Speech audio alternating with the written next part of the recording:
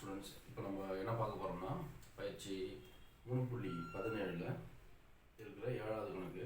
கீழ்காணும் சமன்பாடுகளிலிருந்து X Y மற்றும் இசட்டின் மதிப்பை காண்க அப்படின்னு கேட்டிருக்காங்க. இப்போ நம்ம கீழ்காணும் சமன்பாடு அப்படின்னு சொல்லிட்டு அவங்க 2 அணிகளை கொடுத்துக்கிறாங்க. இந்த 2 அணிகளை அவங்க சமன்பாடுகள் அப்படின்னு சொல்கிறாங்க. ஸோ இந்த 2 அணிகள்லேருந்து எக்ஸ் ஒய் இசட் இந்த மதிப்பை நாம் இப்போது கண்டுபிடிக்க போகிறோம்.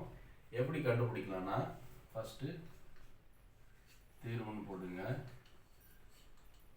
தீர்வுன்னு போட்டு இப்போ இந்த 2 அணிகள் கொடுத்துக்கிறாங்க. இந்த 2 அணிகளையும் நடுவால் ஈக்குவல் கொடுத்துக்கிறாங்க. அதனால தான் இவங்க வந்து இது சமன்பாடுகள் அப்படின்னு சொல்கிறாங்க. ஏன் சமன்பாடுனா, சமன்பாடுன்றது ஒரு தெரியாத ஒரு மாறிலி உறுப்பு ஈக்குவல் டு ஒரு நம்பர், இதுதான் சமன்பாடுன்னு சொல்லுவாங்க. ஸோ அந்த மாதிரி அந்த ஈக்குவல் டேர்மில் கொடுத்துக்கிறதுனால இவங்க இதை வந்து சமன்பாடுகள் அப்படின்னு சொல்கிறாங்க.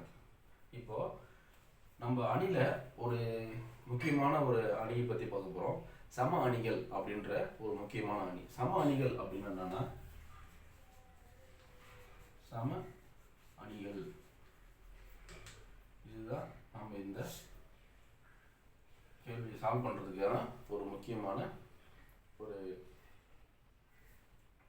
குறிப்பு. சம அணிகள் அப்படின்ற ஒரு குறிப்பு. இப்போ பார்த்தீங்கன்னா சம அணிகள் அப்படின்னா என்னன்னா, இப்போ நான் ஒரு 2 அணி எடுத்துக்கிறேன். அதாவது A1 B1 C1 D1 இது வந்து ஒரு அணி. அப்புறம் இன்னொரு அணி எடுத்துக்கிறேன், A2 B2 C2 D2 இது ஒரு அணி. இப்போ சம அணிகள் அப்படின்னா இந்த அணியும் இந்த அணியும் சம அணி அப்படின்னு சொல்றாங்க. சம அணிகள்னா இந்த ஈக்குவலுக்கு இந்த பக்கம் வலது பக்கம் இருக்கிற அணியும் இடது பக்கம் இருக்கிற அணியும் சம அணிகள்.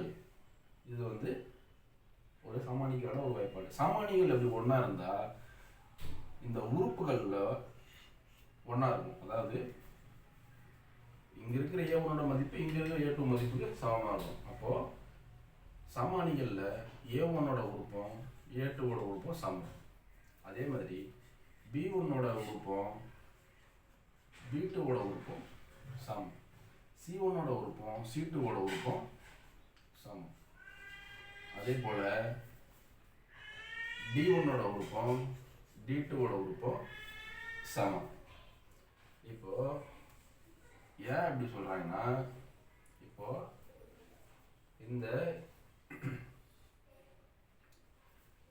இந்த அணியில் இது என்ன உறுப்பு?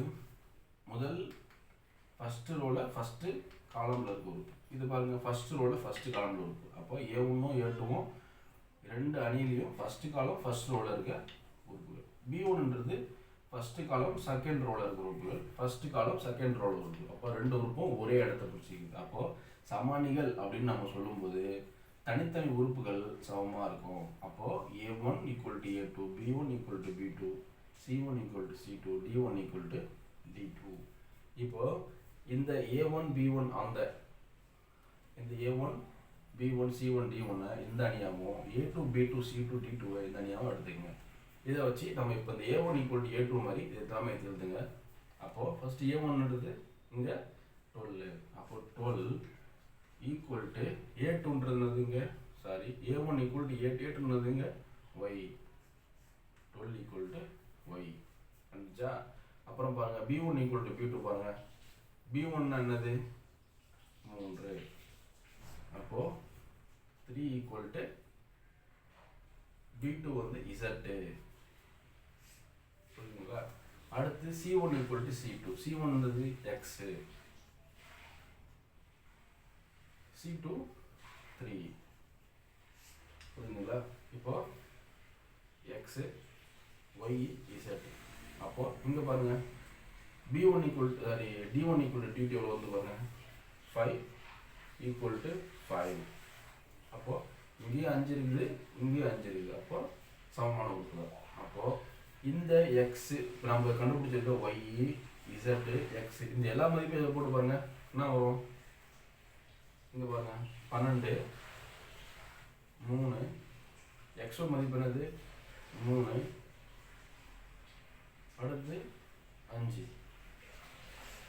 அப்புறம் இந்த பக்கம் நம்ம ஒய்யோட மதிப்பு எவ்வளோ 12 இசட்டோட மதிப்பு எவ்வளோ இங்கே முடிஞ்சிடும் 3, இங்கே 3, இங்கே 5. அப்போது சமானிகள்ன்ற பண்ணது சமானிகள் தனித்தனி உறுப்புகள், அதாவது தனித்தனி உறுப்புகள் சமமாக இருக்குது. அப்போ இது ஒரு சமானி. இந்த சமானியிலேருந்து நம்ம இந்த உறுப்புகளை கண்டுபிடிச்சிட்டோம். சரிங்களா? அப்போ இந்த சமானியை கொடுத்துக்கிறாங்க. சமானின்னு நம்ம எடுத்துட்டு நம்ம எக்ஸ் ஒய் மதிப்பை கண்டுபிடிச்சிக்கணும். அப்போ எக்ஸோட மதிப்பு therefore எக்ஸோட மதிப்பு எவ்வளோங்க 3, ஒய்யோட மதிப்பு எவ்வளோ 12, இசட்டோட மதிப்பு எவ்வளோ 3.